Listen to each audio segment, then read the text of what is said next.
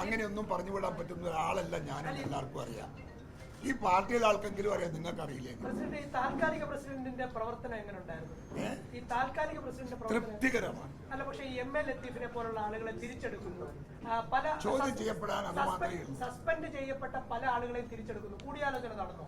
കൂടിയാലോചന നടന്നില്ല. ആ കൂടിയാലോചന നടത്താത്തത് പുനഃപരിശോധിക്കേണ്ട ആവശ്യമുണ്ടോ എന്നുള്ളത് നമ്മൾ പരിശോധിച്ച് നമ്മൾ തീരുമാനമെടുക്കും.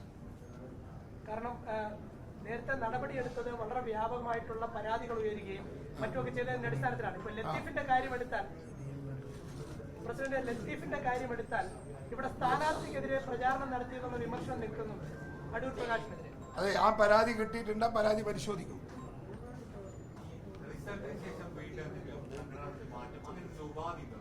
എങ്ങനെ? ഒരു ഉപാധിയുമില്ല. ഞങ്ങളുടെ പാർട്ടിയുടെ സിസ്റ്റം ഓൾ ഇന്ത്യ കോൺഗ്രസ് കമ്മിറ്റിക്ക് എപ്പോൾ വേണമെങ്കിലും എന്ത് വേണമെങ്കിലും ഈ പാർട്ടി ചെയ്യാം. സംഘടനാ ലെവലിൽ അതിനൊരു മുൻകൂട്ടിയുള്ള ഒരു ഉത്തരവോ തീരുമാനമോ ഒന്നും വേണ്ട. അങ്ങനെ ഒരു തീരുമാനത്തിൽ ചർച്ച ഇവിടെ നടന്നിട്ടില്ല. അതിന്റെ ആവശ്യവും ഇല്ല. ഇനി ഒരു 5 മാസം അല്ല 6 മാസം കഴിഞ്ഞിട്ട് ഓൾ ഇന്ത്യ കോൺഗ്രസ് കമ്മിറ്റിക്ക് തോന്നുന്നു സുധാകരനെ ഒന്ന് മാറ്റി മറ്റൊരു തരത്തിലേക്ക് ആക്കാം. അവർക്ക് ചെയ്യാൻ പറ്റൂ. നമ്മളെ ഭരണഘടന അങ്ങനെയാണ്.